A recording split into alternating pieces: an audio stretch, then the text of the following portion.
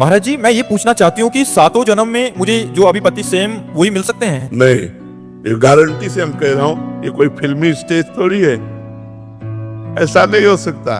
हाँ, एक उपाय हो सकता है, यदि आप भगवान की आराधना करें और भगवान से वर मांगे कि जो मेरे पति हैं ये 7 जन्म तक हमारे पति बने, और वो आशीष दे दे, वरदान दे दे, तो ये संभव हो सकता है, अन्यथा नहीं, क्योंकि दोनों के कर्म अलग अलग हैं। जैसे हम एक घटना तुम्हें सुना रहे, एक की पत्नी बड़ी भक्त थी, तो एक दिन पत्नी ने बहुत प्रेम से उनसे कहा, आप हमारे गुरुजी से दीक्षा ले लीजिए।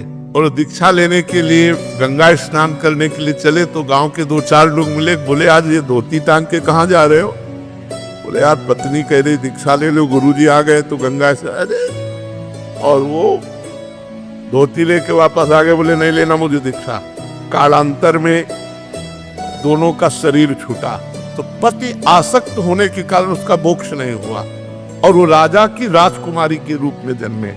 और वो पत्नी के प्यार के कारण जहां वो राजकुमारी जन्मी, वही हथनी से वो पुत्र के रूप में प्रकट हुआ, हाथी का शावक। अब राजा ने अपनी राजकुमारी का स्वयंवर रचा। जे ही स्वयंवर की घोषणा हुई कि उसने खाना पीना सब छोड़ दिया। राजकुमारी विज्ञान संपन्न थी क्योंकि भजन करती थी।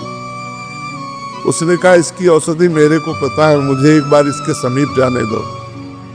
नजदीक गई और कान में कहा था गुरुदेव को वरण कर दो। नहीं वरण किया ना तो हाथी की योनि को प्राप्त हुई। सकुचाओ मत, तुम्हारे गले में जयमाला डालूंगी, और इस जन्म में इतना भजन करूंगी कि आगे जन्म में हम फिर दोनों मिलेंगे। उसने ऐसा ही किया, भजन के प्रभाव से अपने पति को हाथी की योनि से मुक्त करके अगला जन्म फिर मनुष्य का हुआ। फिर ये तप और भजन से, भगवान के वरदान से संभव है, ना कि अपने प्रारब्ध से।